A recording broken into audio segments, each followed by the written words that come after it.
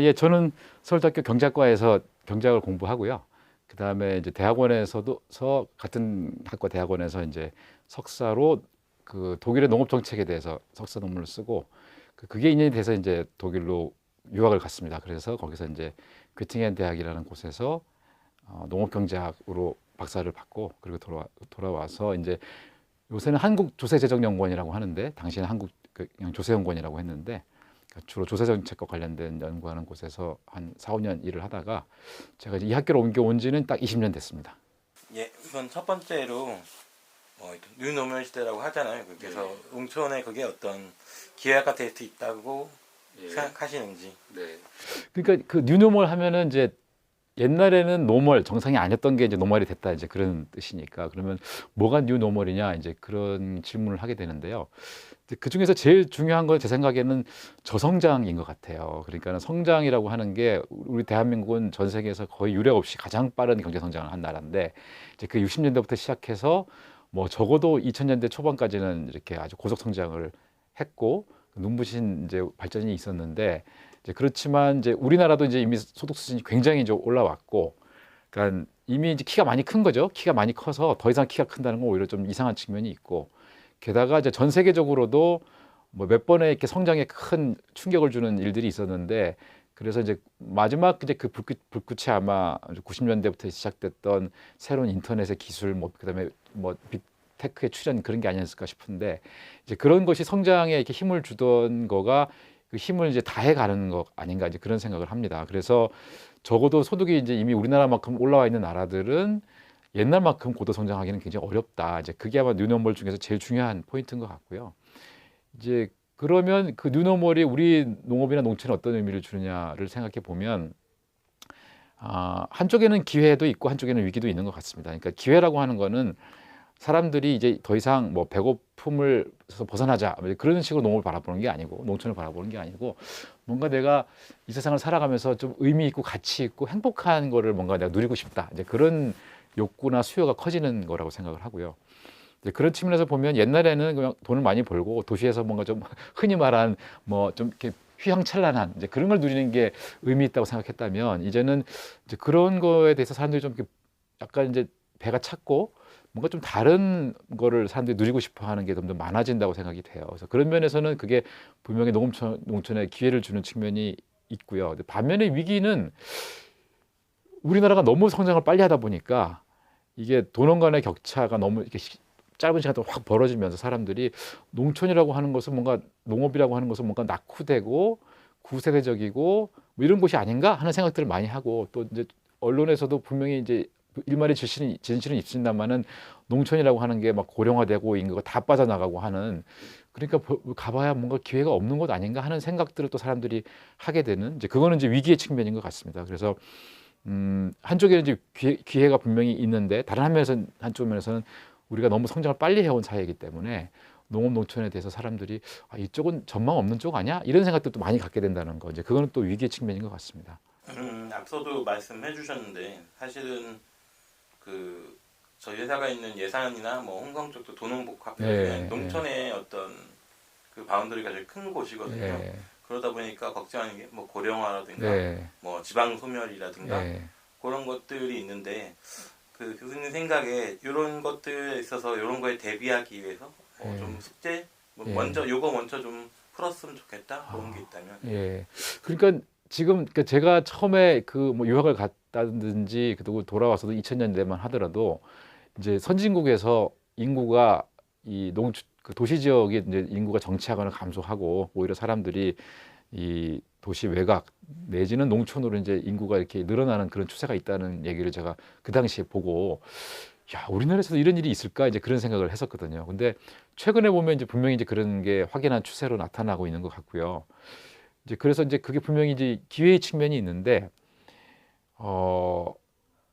그거를 우리가 정말로 이제 이런 기회의 측면을 잘 살리기 위해서 뭐가 필요한가를 생각해 보면 제 자신도 농촌에 살고 있지 않으니까 어디까지나 좀 약간 이론적이고 뭐 실제 근거가 확실히 있느냐 하면 좀 자신이 뭐 100% 있는 건 아닙니다만은 이 농촌에서 사람들이 이렇게 보람 있게 살아갈 수 있는 어떤 삶의 터전으로서의 조건들을 갖추는 게 중요한 것 같아요. 그러니까 이게 이제 흔히 사람들이 농촌을 살리자고 할 때 언뜻 머릿속에 농업만 생각하기가 쉬운데 이제 그게 아니고 그 농촌에는 농업만 하는 사람들이 살아가는 게 아니니까 그 농업 이외에 다른 여러 가지 자기의 삶의 어떤 새로운 가치나 기회를 찾아서 오시는 분들이 우리 사회에 점점 많아지고 있다고 생각하는데 가장 대표적인 거는 이제 은퇴하시는 분들 중에 나 은퇴하면은 뭐 농촌에서 가서 할 거야 이런 분도 많이 계시고 제 주변 연령대만 해도 이제 그런 걸 생각하는 분도 많이 계시고 한데 그러니까 비농업적인 목적으로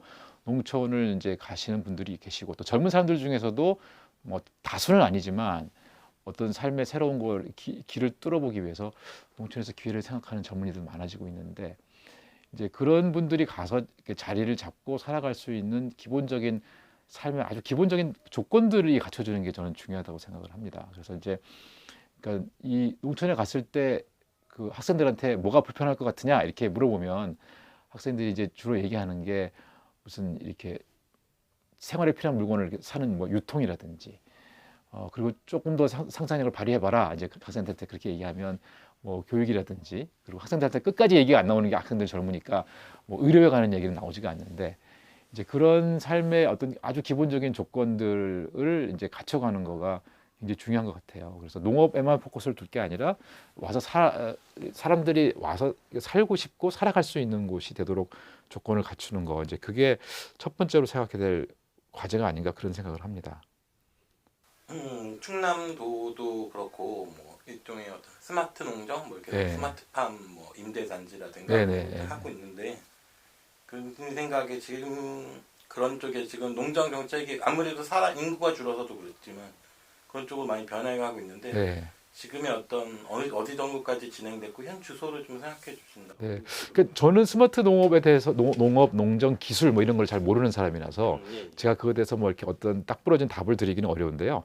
다만 제가 요새 이제 스마트 농정에 관한 이야기를 하는 걸 볼 때 좀 드는 걱정이라고 할까 이제 생각은 뭐냐면 우리나라가 이제 워낙 아까 말씀드린 것처럼 워낙 빨리 경제 성장을 한 나라이기 때문에 어떤 경향이 있냐면 기술이 모든 문제를 풀어줄 수 있다 이렇게 생각하는 경향이 있어요. 근데 예를 들어서 이제 우리나라 농업이 어려운데 농민들이 소득도 낮다고 하는데 뭔가 스마트한 기술이 들어가면 그게 나아지지 않을까 이렇게 생각을 하는 경향이 많이 있는데 이제 그 기술이 우리 사회를 바꾸는데 굉장히 중요한 역할을 하지만 그 기술만으로 문제를 다 풀 수 없다는 걸 좀 기억했으면 좋겠다는 그런 생각을 항상 합니다. 뭐냐면 이런 거죠.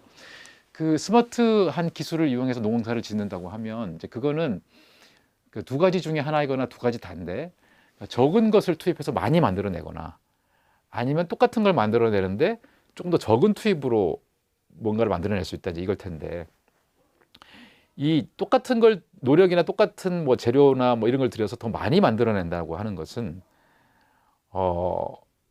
그 스마트 농업을 적용하는 데 성공한 그 농장에게는 좋은 소식일 수 있으나 우리 사회 전체에 그게 그럼 도움이 되느냐 하는 거는 좀 다른 문제인 것 같아요. 왜냐하면 이 농업이라고 하는 것, 농산물이라고 하는 것은 예외도 있지만 많은 경우에는 소득 수준이 일정 정도 올라가면 더 이상 수요가 늘어나질 않습니다. 그리고 또 하나는 그러면 개별적인 개인 차원에서 수요가 안 늘어난다면 인구가 늘어나면 또 이제 그게 괜찮은데 지금 아시는 것처럼 우리나라 인구는 감소하고 있고 그다음에 소득 수준도 굉장히 높기 때문에 더 이상 농산물에 관한 수요가 일반적으로 늘어나기는 어려운 상황이죠. 그런 상황에서 스마트 농업이 들어와서 생산성을 증대시켰다. 농산물이 더 많이 만들어진다.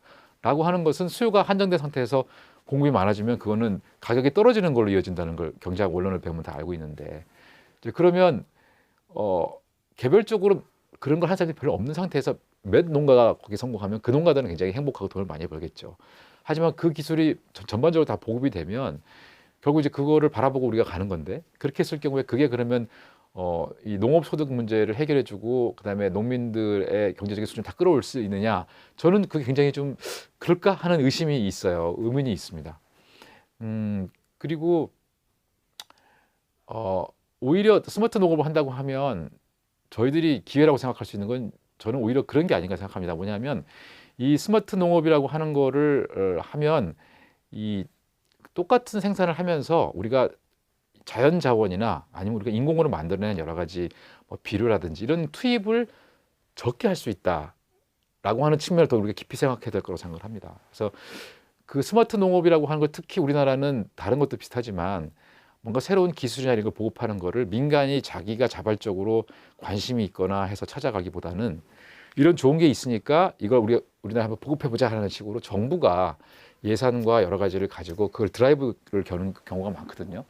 근데 지금까지 보면 제가 뭐 그 분야를 깊이 보지는 않았지만 주로 지금까지 관심사는 생산성을 올려서 뭔가 소득의 증가로 연계시킨다는 생각을 지금도 정부는 강하게 갖고 있는 거 아닌가 하는 생각을 합니다. 근데 사실은 특히 정부라면 이 스마트 농업의 가능성 그리고 그거가 우리 사회에 무엇을 가져다 줄 수 있는가를 생각할 때는 우리가 지금 직면하고 있는 그 탄소를 어떻게 줄일 것인가 하는 문제라든지 아니면 우리 국민이 먹을 농산물을 똑같이 생산한다 할지라도 비료나 농약을 적게 쓰고 환경을 오염 적게 하는 쪽으로 어떻게 그 기술을 적용하게 하고 농민들이 그 기술을 받아들일 수 있도록 할 것인가. 이제 그거를 더 저는 생각을 해야 된다고 생각을 해요. 근데 지금 다른 정책도 그랬던 것처럼 이걸 통해서 생산성을 증대시켜서 잘 사는 농민을 만들어 보자. 이제 그런 쪽에 더 포커스가 많이 있는 것 같습니다. 그래서 그게 저는 조금 이런 쪽도 같이 좀 생각해 줘야 되는 게 아닌가 이제 그런 생각을 하고 있고요.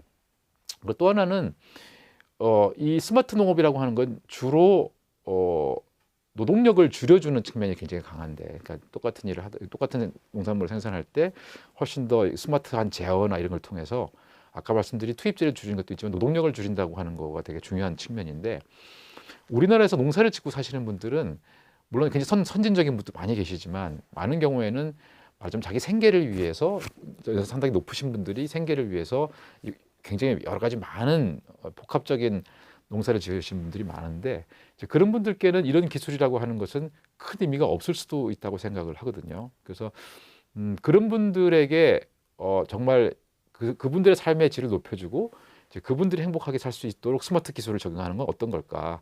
이제 그런 거를 적어도 정부는 고민을 해야 된다고 생각합니다. 그러니까 민간에 계신 분들은 그냥 이게 바로 이제 어떤 이 기술을 이용하면 돈을 많이 벌 수 있다라고 하는 거를 개발을 하고 그거를 앞서 나가시는 농민들, 젊은 농민들, 의욕인 농민들께 알려드리고 그래서 상업적으로 판매를 하고 사신 분들도 그걸 돈을 벌고 하는 게 중요하지만 이 정부가 스마트 농업을 얘기한다고 하면 그런 측면을 완전히 무시할 수는 없지만 지금 말씀드린 것처럼 우리나라의 농가의 대부분을 구성하는 여기서 높으신 분들의 삶의 수준을 높여주고 그리고 국민들이 원하는 깨끗한 환경 이제 그런 것에 스마트 농업 어떻게 도움이 될 수 있을까 이제 그런 걸 조금 더 많이 이야기하고 고민해야 되지 않나 그런 생각을 하고 있습니다. 제가 뭐 이거는 마지막 질문을 생각했었는데 이걸 그냥 이어서 여쭤본 게 나을 것 같은데. 네. 제가 그 도에서 생각하는 스마트폰 확대라든가 그거 보면은 거기서 기대하는 거는 그거예요. 그러니까 스마트팜 같은 어떤 첨단 기술이 가미된 농업을 이렇게 좀 이렇게 보급하면 지금 젊은 사람들이 왜 농사를 안 지려고 생각할까 힘드니까 힘들고 그렇죠.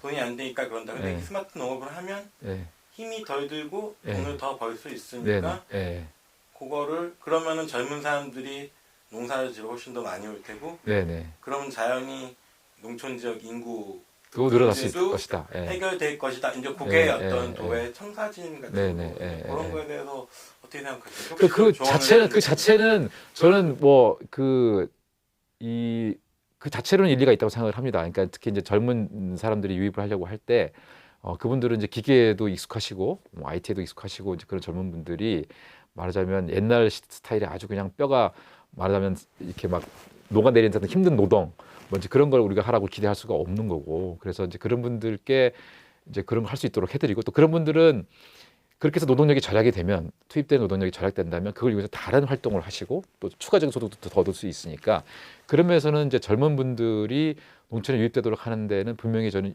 부분적으로 효과가 있을 거라고 생각을 합니다. 그래서 그 자체는 제가 부정하는 것은 아니고요. 근데 이 스마트 기술과 관련해서 중앙정부가 됐든 또는 도청이 됐든 이제 정책을 생각한다고 하면 이제 그 측면만 봐서는 안 된다는 말씀을 제가 드리는 거죠. 그래서 이제 그게 이미 기존의 농촌에 살고 계신 분들의 삶에 어떻게 기여할 수 있을지 이제 그런 거를 같이 고민하고 특히 이제 국민들이 아까 말씀드린 것처럼 우리가 고소득 국가가 됐기 때문에 이 농촌에서 충족시키고 싶은 욕구들이 있거든요. 이제 그게 예를 들어서 여가를 뭐 보내고 싶다든지 아니면 가서 조용한 시간을 갖고 싶다든지 뭐 그런 욕구들이 있는데 이제 그거를 제가 잘 들은 예입니다만은 우리나라가 예를 들어서 뭐 황금 연휴가 왔다. 뭐 5일 추석이나 뭐 이렇게 명절 때 휴일이 오면 항상 신문에 나오는 거는 뭐 이렇게 동남아로 골프를 치기 위해서 뭐 수많은 사람들이 공항을 빠져나갔다 그런 뉴스가 많이 나오지 않습니까? 근데 사실은 그렇게 나가시는 분들이 우리나라 농촌도 충분히 가면 아름답고 즐길만 하고 좋은 것이 있으니까 농촌에 가보고 싶다라고 하는 거가 전 충분히 커질 수 있는 여지가 있다고 생각을 합니다. 근데 아직까지는 우리가 거기까지 못 가고 있죠. 못 가고 있는 중요한 이유가 우리들 머릿속에는 우리 할머님 시대에 할아버지 시대에 뭐 이렇게 전원적이고 아름답고 조용한 농촌의 상이 머릿속에 있지만 실제로 농촌에 가보면 굉장히 난개발돼 있고 그다음에 실개천 같은 것도 잘 보존이 안 되고 거기 농약병 뭐 이런 것들 떨어져 있고 비료 막 이런 거 푸대 떨어져 있고 냄새 나고 그런 것들 때문에 이제 우리가 농촌에 가는 게 도심에서도 꺼려진다는 거죠. 농촌에 대해서 큰 기대를 하지 않게 되는 국민들이 이제 그거를 바꾸는데 이 스마트한 기술, 스마트한 농업을 어떻게 사용할 수 있을까? 이제 그런 거를 좀 같이 고민해 되지 않나 이제 그런 생각을 합니다. 그러니까 지금의 어떤 스마트팜이라든가 그런 농업 자체가 뭐 잘못됐다라는 말씀이 아니라 그런 걸 조금 더 다각적으로 하고 조금 더 전반적으로 스마트해질 수 있는 맞습니다. 그러니까 사회 전체를 스마트하게 만드는데 스마트 농업을 어떻게 사용할까? 이제 그렇게 생각해야 된다는 거죠. 그러니까 그걸 이용해서 소득을 올리고 그러면 청년들이 오고 그러면 농촌이 좀 좋아지지 않을까? 그 자체는 틀린 얘기는 아니지만 스마트 기술이 갖고 있는 가능성을 너무 좁게 보는 게 아닌가 하는 생각을 하는 겁니다. 제가 그 교수님 관련된 거 이렇게 찾아보다가 독일 농업 전문가 뭐 이렇게 해서 나왔던 거를 몇 개 본 적이 있었거든요. 그 우리가 뭐 그 얘기는 들었는데 독일이 농업 선진국이라고 하고 뭐 독일이라든가 그 근처에 뭐 네덜란드 그렇죠. 근데 왜 그들을 선진국이라고 볼 수 있는 건지 그런 거 조금 우리랑 다른 점? 아니 어떤 게 더 좋은 점이 있다면? 글쎄 언뜻 얘기할 수 있는 두 가지 정도가 아닐까 싶은데요. 그러니까 하나는 그 농업 정책을 추진함에 있어서 무엇을 그 농업 정책의 중심에 놓을 것인가 하는 것에 대한 생각을 할 때 그러니까 우리는 아직도 고도 성장하던 그 관성이 남아 있어서 이걸 통해서 뭔가 돈이 되는 농업을 해보자. 그러니까 농민들이 돈을 많이 벌고 뭐 소득을 많이 올리고 이제 그런 쪽을 아직도 생각을 많이 하는 것 같아요. 그래서 뭐 친성장 동력으로서의 농업 이런 얘기들 많이 하는데,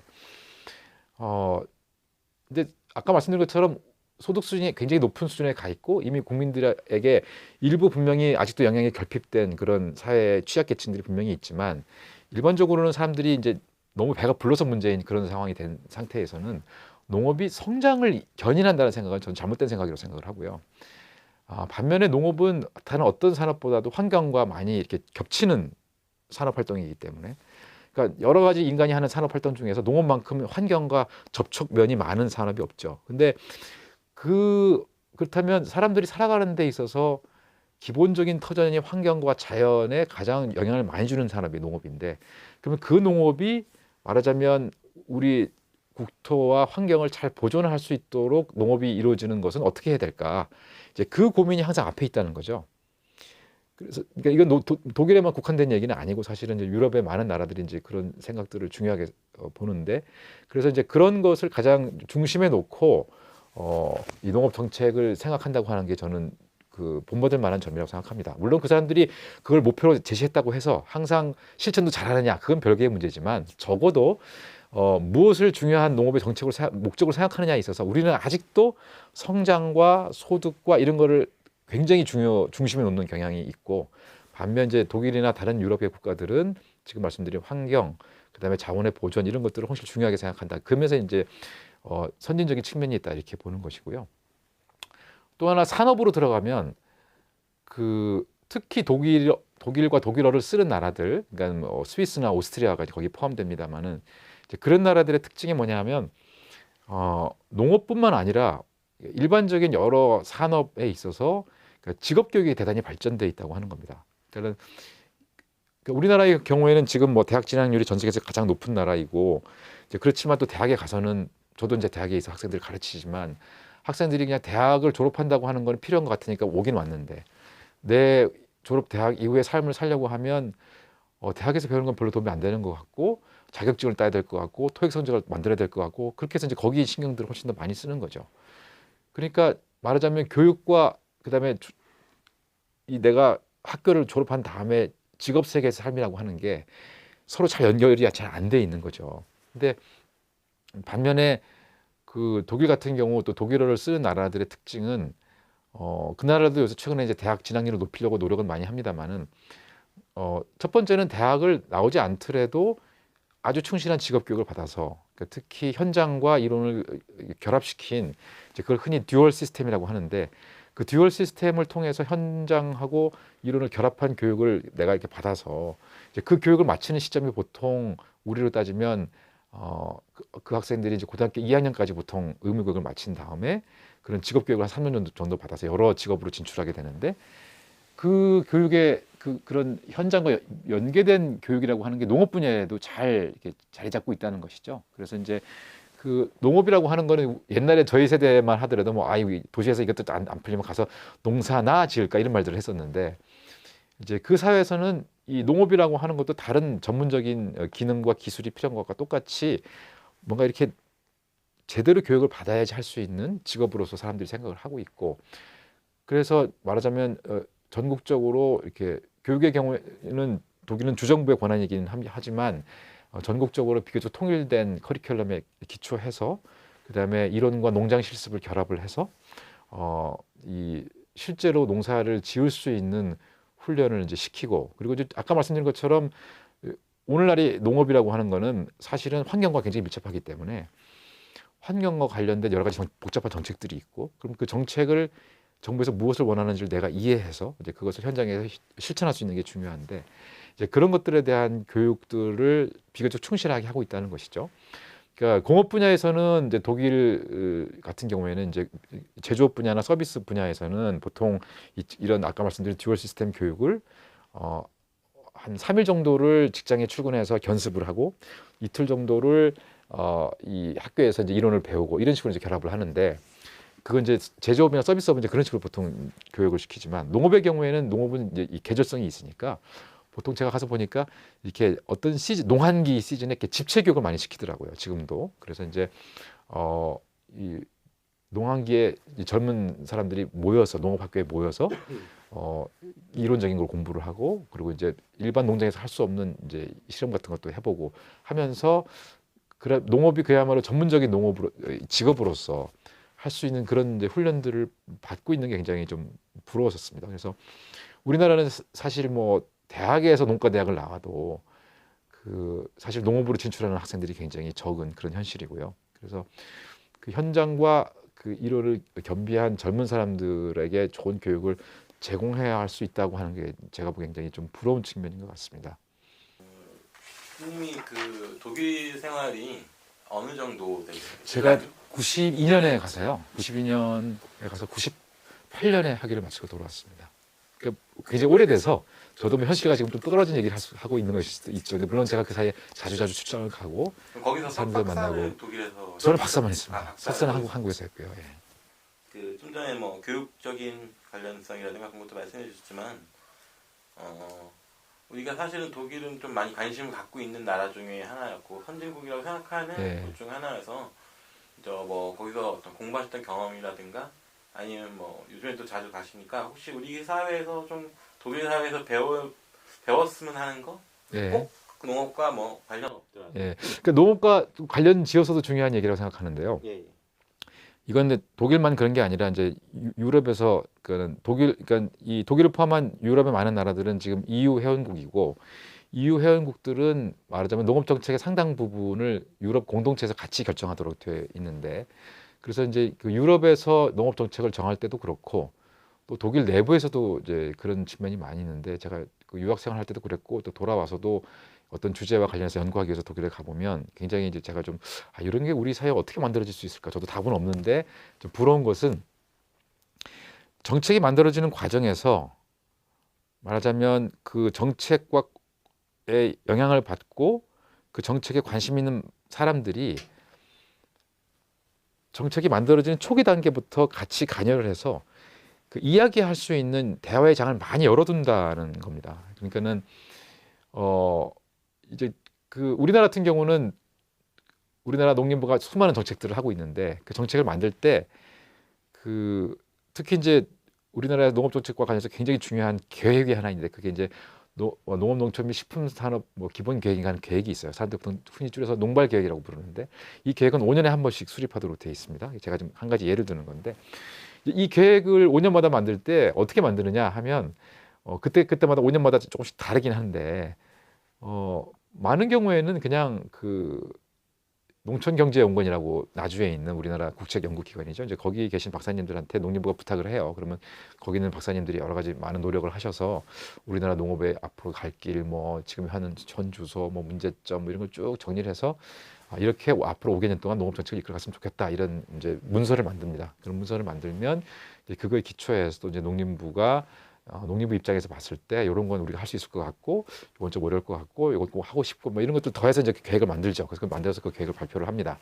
이제 그게 이제 앞으로 우리나라 농업이 갈 5개년의 정책 청사진을 보여주는 것인데 이제 그런 5년짜리 계획 같은 걸 이제 이 독일이나 다른 나라도 이제 유럽들도 많이 하거든요. 근데 할 때 아주 결정적인 차이는 이 초안을 어느 정도 만든 상태에서 일단 계획도 시간을 훨씬 더 우리보다 많이 들이고 그다음에 그 초안이 만들어진 상태에서 그거를 다 공개를 해요. 공개를 해서 뭐 농민단체, 환경단체, 소비자단체, 뭐 스위스 같은 경우는 그리고 국민 누구든지 다 뭐 이런 식으로 다 공개를 합니다. 해서 그걸 보고 그 사람들이 무슨 생각, 그 초안에 대해서 무슨 생각을 하는지에 대해서 이 문서 형태가 됐든 아니면 어떤 포럼 형태가 됐든 그것에 관한 자기들이 보는 입장을 개진할 수 있는 기회를 충분히 주는 거죠.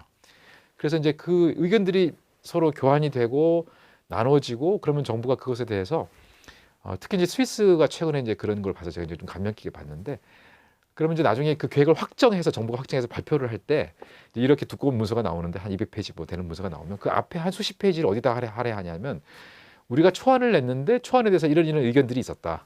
의견들은 대략 나눠보면 이런 의견들이 있다. 그 의견들 중에서 우리는 이런 것은 반영했고 이 계획에 어떤 것은 반영하지 못했다. 반영하지 못한 것은 이런 사정 때문에 반영을 못했다. 뭐 이런 것들을 이제 밝히고 있습니다. 그리고 이제 유럽 같은 경우도 그런 중요한 정책, 뭐 유럽은 보통 7년 단위로 그런 계획을 세우는데 그런 계획을 세울 때도 초기에 이런 말하자면 유럽의 공무원, 관료들이 간섭을 최소화한 상태에서 전문가들한테 맡겨서 농업 정책과 관련해서 서로 다른 생각을 할 수 있는 사람들. 유럽의 경우는 특히 대표적인 게 농민단체와 환경단체인데요. 이 두 단체가 농업을 바라보는 시각이나 입장이 굉장히 다르죠. 농민단체들은 자기들이 농업을 해서 돈을 벌어야 되는 사람들이니까 어떻게 하면 농민들이 소득을 더 많이 벌고 안정화할 수 있을 것인가가 첫 번째 관심사고요. 반면 환경단체는 농업이 환경에 영향을 미치니까 그것이 농업이 환경에 미치는 여러 가지 악영향은 어떤 것이 있고 또 농업을 이렇게 하면 환경에 더 좋을 것 같다라는 아이디어도 환경단체가 많이 갖고 있거든요. 그러면 이제 그런 것들을 많이 내놓습니다. 그래서 이제 그 토론들을 이제 자꾸 여는 거죠. 특히 이제 그게 첨예하게 부딪히는 게 축산 문제인데 축산과 관련해서 환경단체들은 이제 축산이 갖고 있는 여러 가지 문제들에서 많이 날카로운 비판을 하고 그러면 축산 단체들은 또 이제 그것에 대해서 이제 또 방어적 입장을 가질 수밖에 없는 것이죠. 근데 이제 그런 것들이 열린 논의의 장에서 서로 활발하게 얘기가 되고 때로는 굉장히 감정적으로 격앙될 수도 있지만 이제 그런 것들을 다 이제 기록으로 남기는 거죠. 기록으로 다 남겨서 결국 시민 사회가 농업과 관련해서 이런 이슈들이 있고 각각의 사람들은 이런 생각들을 하고 있고 여기서 사람들 생각이 충돌하고 있고 이런 문제가 있구나 하는 걸 이제 인지하도록 만드는 것이죠. 이제 그렇게 해서 전문가들이나 일반 시민들이 이제 그것을 보고 또 의견을 얘기를 하고 그러면 공무원들은 이것저것 얘기를 다 듣고 맞자면 그것을 타협하는 정도에서 이제 정책을 만들어낼 수밖에 없는 거죠. 근데 이제 그런 말하자면 논의의 장과 정보의 공개의 장이 우리보다 훨씬 더 넓게 열려 있다라고 하는 게 저는 굉장히 중요하다고 생각을 합니다. 그리고 또 하나는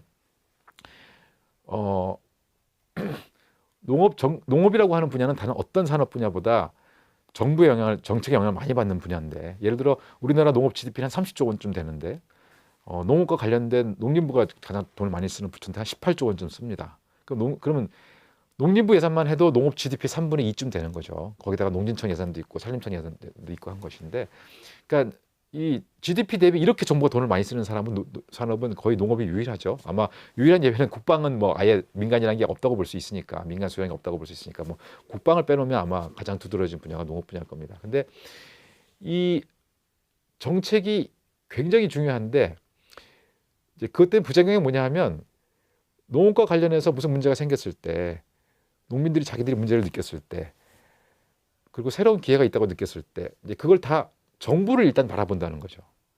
정부를 바라보면서 야 정부가 이런 데 돈을 좀 써줘라.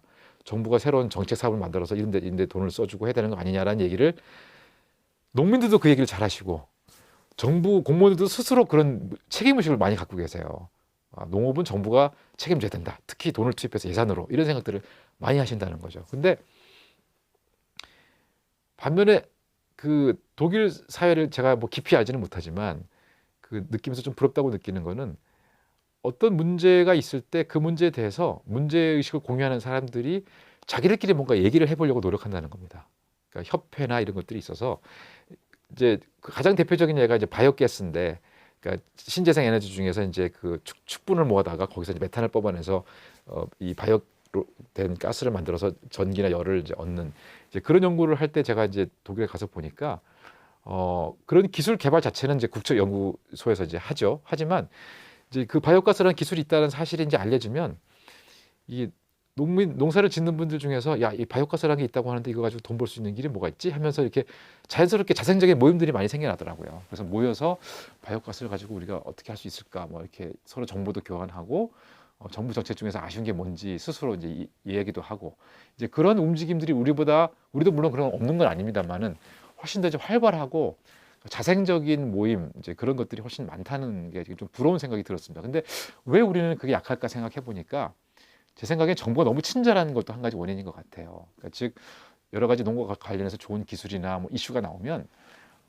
이것에 대해서 이렇게 농민들 스스로 그냥 판을 깔아드리고 한번 얘기를 해보세요 하기보다 정부 스스로가 빨리 정책을 만들어내야 된다는 강박관념에 좀 시달리는 것 같습니다. 그래서 이것과 관련된 정보를 많이 이렇게 나눠드리고 얘기할 수 있는 판을 깔아드려서 그분들이 무슨 얘기를 하시나 뭘 아쉬워하시나 하는 것들을 자꾸 이렇게 북돋아드리는 자리를 만들어주는 게 중요한데 우리는 적어도 제가 본 공무원들 너무 책임감이 강하셔서 이슈가 나오면 바로 그걸 내가 어떤 정책을 만들어서 대응을 해야 되고 예산을 태워서 예산 사업화해야 된다고 하는 거를 좀 마음을 좀 급하게 가시는 것 같아요. 그래서 그런 것도 좀 낮추고 그 민간에서 그런 얘기들을 충분히 할 수 있도록 기다려주고 그냥 판을 깔아주고 그리고 네덜란드 같은 경우에 제가 굉장히 인상 깊게 본 것은 이런 새로운 기술에 관한 얘기가 나오면 그 기술과 관련된 가능성을 탐지하기 위해서 찾아내기 위해서 정부가 뭘 돈을 많이 들여서 어떤 사업을 하기보다 야 이런 기술이 있고 새로운 가능성 여기저기서 새로운 기술들이 많이 나오는데